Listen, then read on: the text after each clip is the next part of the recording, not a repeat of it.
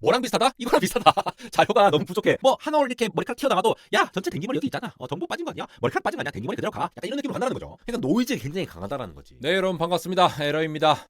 이거 물이 자꾸 들어오노 이거. 노를 안 채울 수가 없는데 양자 컴퓨팅 역사상 굉장히 획기적인 사건이 될 것만 같은 하나의 떡밥을 던졌습니다. 완전히 기존과는 다른 새로운 접근으로 했는데 지금 전 세계 수백 개의 기업들이 지금 양자 컴퓨터를 개발하기 위해서 경쟁 중이죠. 그리고 현재 유명한 것들이 구글의 윌로우 칩이 초전도 방식으로, 그리고 리게티라는 기업도 있고 이온 트랩 방식으로 유명한 아이온큐도 지금 굉장히 주목을 받았죠. IBM도 지금 잘 나가고 있고, 이 컴퓨팅에 발맞춰서 엔비디아는 양자 컴퓨터용 쿠다라고 할 수 있는 이 플랫폼도 따로 지금 미리 구축을 해가지고 지원을 하고 있는 상황입니다. 근데 마이크로소프트가 기존과는 완전 다른 방식으로 해서 손바닥만한 칩에 수십만 개의 큐비트를 넣을 수 있을 가능성이 굉장히 높다라고 주장하는, 마치 LK99, LK99 초전도체 논란 있었던 거 기억나시죠? 상온 초전도체. 그것과 비슷한 얘기가 지금 나오고 있는데요. 마이크로소프트에서 제시한 이 토폴로지 양자 컴퓨팅, 위상 양자 컴퓨팅이라고 합니다. 이러한 색다른 방법이 진짜로 기존의 이 이온 트랩 방식이라든가 아니면은 초전도 방식을 완전 압살할 수 있는 방식인지 좀 알아볼 거고요. 지금 마이크로소프트가 주장하는 거는 최초로 이 토폴로지컬 큐비트를 만들어냈다라고 발표를 했거든요. 여기에 대해서도 지금 왈가왈부하는 얘기들이 많고 진위에 대해서도 막 얘기가 많은데 이런 내용들 지금 빠르게 한번 정리를 해보고 어떤 내용인지 한번 살펴보도록 하겠습니다. 우선 마이크로소프트 블로그에 나온 내용들을 보시면은 마이크로소프트 언베일 마요라나 1이라는 거를 얘기를 했어요. 마요나라가 아니고 마요라나입니다. 이러면서 First Quantum Processor Powered by Topological Qubit다. 이 것만 보면 되게 좀 어렵잖아요. 그래서 제가 진짜 딱 이해될 수 있도록 핵심만 딱 정리를 해서 드릴게요. 그래도 이제 기사를 좀 보고 넘어가면은 2월 17일에는 이제 약식으로 이렇게 마이크로소프트 퀀텀에서 이게 논문을 내놓기도 했습니다. 어떻게 구성을 했고 우리가 어떻게 했다고 했으며, 이걸 제가 쭉 다 읽어봤는데 이렇게 보면 잘 이해가 안 되잖아요. 여러분들 궁금하신 거는 이런 거잖아요. 막 야 그래서 구글 망하는 거 아니야? IBM의 초전도 방식 해봤자 안 되는 거 아니야? 이온 트랩이 제일 유명하다고 하던데 그거 완전 다 말짱황이고 마이크로소프트가 다 먹는 거 아니야? 이런 게 궁금한 거잖아요. 그러한 가능성이 얼마나 되는지. 자, 그거를 이해를 하려면은, 자, 여기는 이런 복잡한 얘기를 하기 전에 키워드를 먼저 정리를 드릴게요. 자, 첫 번째는 뭐다? 에러다. 에러. 저 말고 에러를 낮출 수 있다. 이거 원래 지금 이온 트랩 방식이 에러를 굉장히 낮출 수 있는 방식, 그래서 향후에도 점차 이 큐비트를 늘려감에 있어서 좀 유망하다라고 본 부분이 있었죠. 그래서 많이 투자들도 하시고 그러는데 이 방식을 쓰면은 더 에러를 많이 줄일 수 있다라고 주장이 된 거예요. 지금 첫 번째 포인트. 두 번째는 개인이냐 집단이냐. 이건 뭔 소리냐. 자, 큐비트를 한 개씩 다루느냐 아니면은 몽땅 여러 개 엮어가지고 에러를 방어를 하느냐, 요거 얘기예요. 요거 좀 이따 말씀드리고, 세 번째 스케일의 법칙. 그러니까 쭉쭉쭉 잘 늘릴 수 있느냐 없느냐라는 얘기를 하는 거예요. 근데 기존에 있는 방식보다 이게 사실이라고 하면은, 마이크로소프트가 얘기한 방식이 사실이라고 하면은 진짜 굉장히 잘 늘어날 거다. 수십만 개 큐비트를 손바닥 칩에 다 구현해낼 수 있다라고 마이크로소프트가 주장하고 있습니다. 다시 강조드릴게요. 에러를 굉장히 낮출 수 있는데 그러한 방식이 기존에 개인적으로 이렇게 하나하나 다루던 그런 큐비트 다루는 방식이 아니라 집단으로 해서 뭔가 잘 엮어서 할 수 있는 방식을 쓰고 있다. 그게 토폴로지랑 관련된 거거든요. 그런 다음에 점차 많이 늘릴 수도 있다. 요거를 중심으로 일단 생각을 해주세요. 머리에 담으시고 한번 살펴보도록 합시다. 안대공학 채널에서 제가 큐비트, 양자 컴퓨터 온갖 얘기들을 굉장히 많이 드렸음에도 불구하고 처음 보시는 분들도 있기 때문에 이 큐비트를 진짜 잠깐만 얘기를 드리자면은, 자, 원래 우리가 비트라고 하는 거, 컴퓨터에 들어가는 거 전부 다 0 아니면 1로 얘기를 한다라고 하잖아요. 그냥 전구가 꺼졌냐 켜졌냐에 따라서 정보가 꺼졌다 켜졌다. 여러분들이 유튜브로 지금 영상을 보고 있는 것도, 제 목소리를 듣고 계신 음성도, 이 모든 것들이 이 숫자 0 아니면 1이라는 거가 왔다 갔다 하면서 표현을 할 수 있기 때문이죠. 근데 이게 기존의 컴퓨팅 방식이라고 하면은 이 퀀텀 비트라고 하는 큐비트, 양자 비트라고 불리는 이 큐비트라는 거는 0 혹은 1을 가지는 게 아니라 흔히 굉장히 이 구린말을 쓰죠. 중첩되어 있다. 무슨 말이야 이거. 0하고 1이 동시에 존재한다라는 거예요. 이게 우리 머리로서 이해가 안 되잖아요. 닥터 스트레인지, 이거 물론 어벤져스 이 마블 영화를 안 보신 분도 있겠지만 우리가 이제 멀티버스라고 하잖아요. 다 다중우주 세계, 에러라는 사람이 이 우주에도 있고 저 우주도 있고 동시에 살고 있는 거야. 그래서 모든 것들이 동시에 이렇게 중첩해서 진행되기 때문에 이 중첩되어 있는 현상을 그대로 이 중첩되어 있는 거 잘 유지시킬 수만 있다면은 마치 CPU가 GPU로 바뀌면서 병렬적으로 뭔가를 싹 계산을 해내듯이 양자 컴퓨터에서도 온갖 수만 가지 수억 가지의 상태를 동시에 계산을 해내서 정말 빠르게 수십억 년이 걸리는 계산을 5분 만에 처리하고 이런 것들이 된다는 거예요. 딱 요 정도까지만 이해를 하시면 됩니다. 지금은. 근데 얘 상태 자체가 지금 0하고 1이 동시에 존재한다라고 했잖아요. 이게 중첩된 상태인데 이 큐비트들을 여러 개로 엮어야 돼요. 그걸 이제 얽혀 있다고 하거든요. 얽힘이라고 인탱글먼트라고 하는데, 자 얘가 큐비트라고 하나 칩시다. 그리고 다른 하나 큐비트라고 칩시다. 얘 각각이 0과 1에 동시에 존재하는 뭔가를 굉장히 많이 표현을 하는 거야. 근데 얘네들끼리 서로 얽혀 있다는 거는 하나를 알면 다른 하나를 동시에 알 수 있다. 그래서 우리 흔히 500개 큐비트의 양자 컴퓨팅을 구현했다느니 1000큐비트를 구현했다느니 그게 서로 얽혀 있는 상태를 제대로 구현했다라는 거예요. 왜 그런 말이 나오느냐? 얽혀 있는 상태로 해야지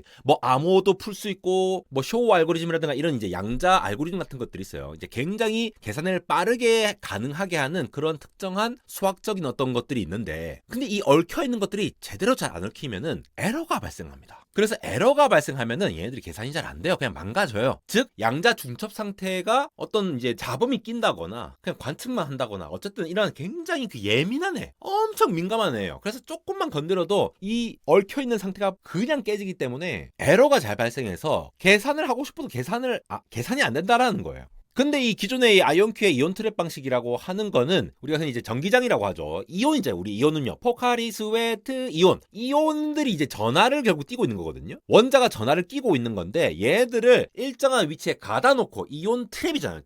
트래핑을 해놓고 가두어 놓고 레이저나 전자기파로 살살살살 이온들을 움직인다라는 거예요. 그러면서 그 양자적으로 0과 1이 동시에 되어 있는 얽힘 상태를 잘 유지를 시킬 수 있다. 여러 개의 큐비트를 서로 잘 얽히게끔 하는 방식이 이 이온 트랩 방식이고요.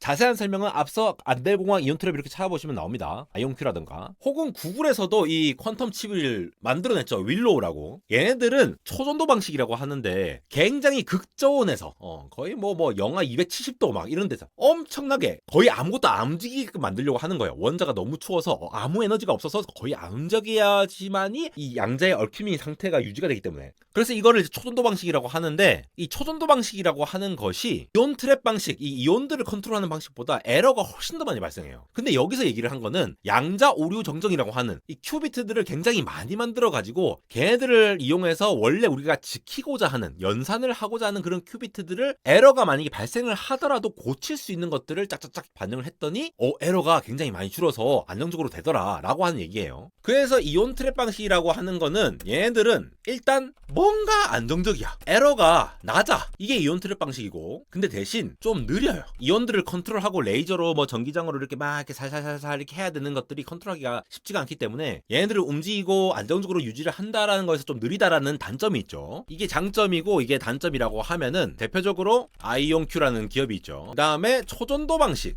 요거 이제 구글, IBM, 리게티, 땡땡땡 이런 기업들이 다 하고 있는 건데 가장 고전적으로 접근을 하는 방식들이죠. 장점은 굉장히 빠르다. 단점은 에러가 많다. 그다음에 얽힘 상태, 우리가 흔히 이제 코헤런스 타임이라고 하죠. 유지 시간이 굉장히 짧다. 뭐 이런 얘기들이 있어요. 근데 여러분 지금 말씀드리고 싶은 게 얘네들 둘 다가 어떤 방식이냐? 큐비트 하나하나를 각자 보호하고 유지하고 이러는 방식이야.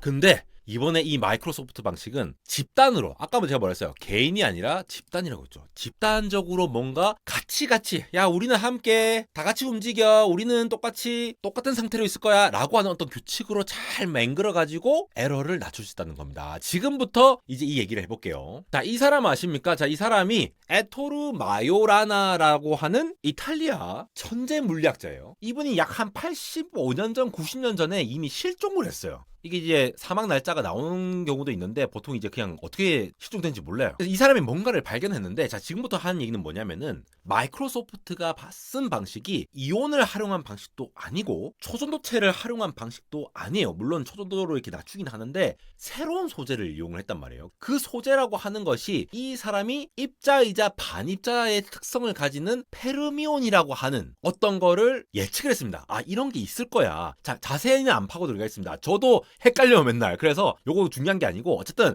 뭔가 새로운 게 있다. 그래서 그 이름을 마요라나 페르미온이라고 이름을 지었어요. 마요라나 페르미온. 그러면서 만약에 이거를 이용하면은 뭔가 양자 컴퓨터에서 이 큐비트의 역할을 할 수가 있다라고 했는데 지금까지 이게 발견이 안 됐던 거예요. 그런데 점차 발견했다라는 논문도 나오고 이럽니다. 근데 아직도 학계에서 야 그거 발견한 거 아니야. 아니야. 내가 발견한 거 맞아. 이런 논란이 있는 상황인데 마이크로소프트가 지금 우리가 이거 발견했고 요걸 하면은 기존에 있는 양자 컴퓨팅 방식 다 집어치워. 우리가 짱이야. 지금 이렇게 주장을 하고 있는 거예요. 그래서 이번에 마이크로소프트의 칩 이름도 마요라나 1이죠. 이게 어떠한 특정한 물질을 사용했는데 계속 얘기가 나오는 말이 토폴로지컬 슈퍼컨덕팅 나노와이어. 초전도된 나노와이어긴 한데 이게 토폴로지컬이다라는 어려운 말이 자꾸 나와요. 제가 토폴로지라 해놓고 도넛이랑 이렇게 쳐가지고 보면은 자, 이 모양이 다 다르잖아요. 도넛이나 이 컵 모양이나 이 수학 토폴로지라는 학문에서는 똑같은 모양이라고 정의를 한다는 겁니다. 왜냐? 이 안쪽과 바깥쪽이라고 봤을 때 구멍이 하나만 있죠. 그래서 이 안쪽이라고 해당하는 부분과 나머지 바깥쪽이라고 하는 부분, 얘네들은 다 똑같은 토폴로지를 가졌다라고 얘기를 한다는 거예요.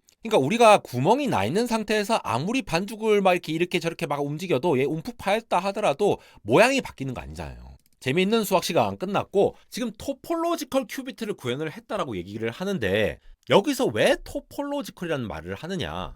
옆에서 손으로 뭉개고 이렇게 해도 적어도 구멍만 하나 있으면은 얘네들은 상태가 유지된다는 거죠. 마찬가지로 큐비트도 토폴로지컬이라고 붙인 이유가 이 양자 이 정보를 저장을 하는데 이게 큐비트 하나에만 의존하는 게 아니라 여러 입자가 하나의 어떠한 특정한 구조를 만들어내면서 정보를 저장한다는 거죠. 그러니까 이 도넛 모양을 가지든 주변에서 잡음이 생겼고 약간 모양이 바뀌더라 하더라도 여러 큐비트에 걸쳐서 정보가 패턴화돼서 저장이 되기 때문에 훨씬 더 에러가 덜 발생한다라는 개념으로서 토폴로지를 얘기를 하고 있는 거예요. 그래서 여기 다시 보면은 이 집단이라고 하는 게 무슨 집단이야? 이거 큐비트 집단이죠.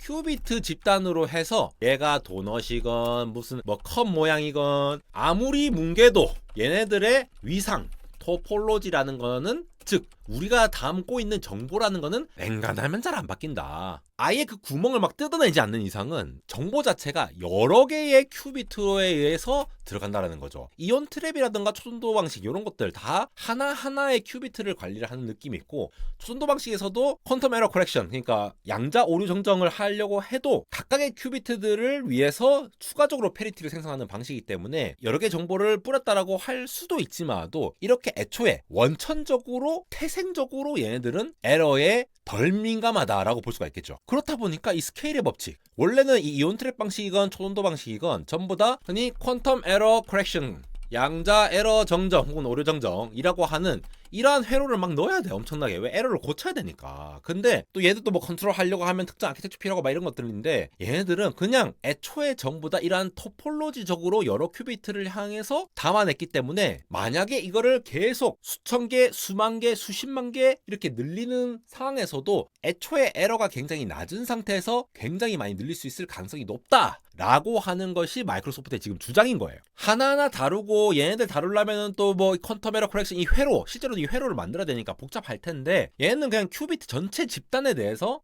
얘네들이 만들어내는 어떤 특정한 패턴을 만들기만 하면 되는 거거든요. 그러니까 회로와 배수는 굉장히 많이 줄어드는 거죠. 그러니까 똑같은 면적의 칩에 훨씬 더 많은 큐비트를 집적할 수 있을 가능성이 높다라고 마이크로소프트가 주장을 하는 겁니다. 정리하자면은 기존에 있는 이러한 방식들은 각각의 큐비트를 제어하기 위해서 복잡한 배선이나 회로가 필요하고 칩에 집적할 수 있는 큐비트 수가 한계가 있어서 지금 뭐 100개 했다 1000개 했다라는 얘기가 나오더라도 앞으로 수십만 개 수억 개를 하려고 하면은 이게 쉽지 않지 않을까? 이게 언제 되지? 막 이런 생각을 하고 있을 텐데 이 토폴로지컬 큐비트 마요라나 요거를 접근을 하게 되면은 마치 어떤 여러 가닥의 머리를 따가지고 하나의 댕기머리를 만들듯이 하나 머리카락 한 개 한 개 다 머리카락 빠질까봐 하나하나 이렇게 하는 게 아니라 댕기머리 하나 묶어가지고 그냥 하나 덩어리로 그냥 뜩뜩뜩뜩 해가지고 전체 패턴 그냥 영향을 안 주도록 뭐 하나 이렇게 머리카락 튀어나가도 야 전체 댕기머리 여기 있잖아 정보 빠진 거 아니야 머리카락 빠진 거 아니야 댕기머리 그대로 가 약간 이런 느낌으로 간다라는 거죠. 그러니까 노이즈가 굉장히 강하다라는 거지. 근데 지금 마요나라온 레딧 이렇게 쳐보시면은 이 여기에 대해서 굉장히 긍정적으로 보시는 분들도 있고 아직 이거 못 믿겠다 하시는 분이 보니까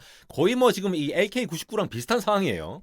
이거를 다 읽어드릴 필요는 없으니까 여러분들이 한번 관심 있으시면 찾아보시는데, 정리를 하자면은 일단 긍정적으로 본 거는, 야, 이렇게 집단적으로 뭔가 댕기머리를 잘 할 수 있는 이런 마요나라 패턴, 외부 노이즈의 100배에서 1000배 강할 수 있으니까, 야, 이거는 기존 방식을 완전 획기적으로 뛰어넘는 새로운 방식이다. 노이즈에 대해서 굉장히 덜 민감하니까 아주 가능성이 높다. 플러스 아까 말씀드렸죠, 고집적화할 수 있다. 손바닥에 수십만 개 넣을 수 있다. 이런 가능성이 있다는 것 자체가 얼마나 좋은 일이냐 라고 얘기가 되는 거죠. 네이처에도 보시면은 여기에 대해서 뭔가 부정적으로 말하는 사람도 있는데, 이 사람이 근데 괜찮아 보입니다 라고 얘기를 하게 돼서 이게 굉장히 비밀리에 좀 했다라고 해요. 그리고 이분도 그렇고 이 영상을 보면은 이분들이 상당히 흥분해 있는 상태예요. 제가 봤을 때는 느껴지는 게, 우리가 진짜 이거 해내는 것 같아. 자, 이거에 대한 부정적인 평가도 사실 있죠. 너무 자료를 공개를 안 했어. 진짜 뭐랑 비슷하다? 이거랑 비슷하다.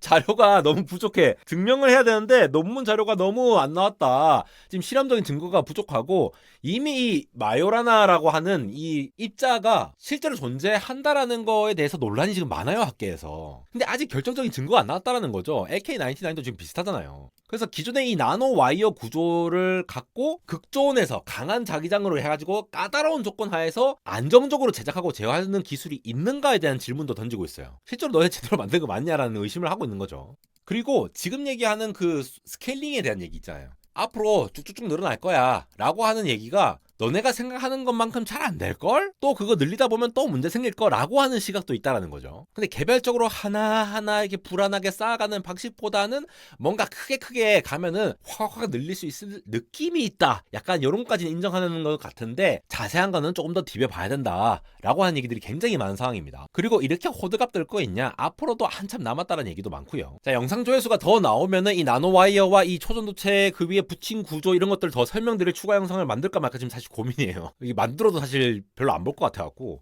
근데 어쨌든 현재 상황, 만약에 이게 마이크로소프트가 이 마요라나 기반으로 이 토폴로지컬 큐비트를 기존보다 훨씬 더 획기적으로 한계를 돌파할 수 있는 새로운 기술의 등장이 맞다라고 하면은 진짜 약간 이거는 판도를 뒤집는 사건이거든요. 앞으로 이제 계속 증명을 해야겠죠. 실험적 증거를 계속 얘기를 해야 될 거고, 이렇게 제조하면 이렇게 됩니다라는 걸 계속 얘기를 해야 되니까 좀 지켜봐야겠지만도 정말 흥분되는 것 같아요. 이 빅테크들이. 특히 이 마이크로소프트가 이 거짓으로 얘기했을까 싶은 얘기도 있는데, 예전에 또 마이크로소프트가 이렇게 논문 냈다가 리젝트하고 이런 적도 있었거든요. 그래서 요거는 제가 굉장히 예의주시하면서 마치 LK99처럼, 마치 딥시크처럼 좀 자세히 보면서 여러분들의 관심도와 질문 뭐 이런 것들을 취합해서 또 후속 영상을 만들던가 그렇게 진행하도록 하겠습니다. 안대공학 인스타그램 벌써 3,000명이 넘어서 언어택점 에러입니다. 짧게 볼 수 있는 이런 소식들 이렇게 요약도 해드리고, 유튜브에서 다루지 않는 이런 짧은 영상들도 보여드리고 있으니까 많은 정보 가져가시기 바라고요. 안대공학 해외 채널도 이렇게 많은 분들이 구독을 해주시고 계십니다. 영미권 분들도 이렇게 달아주시면서 정보를 전달드리고 있으니까 영어 더 편하신 분들 많은 관심 부탁드립니다. 지금까지 에러였습니다.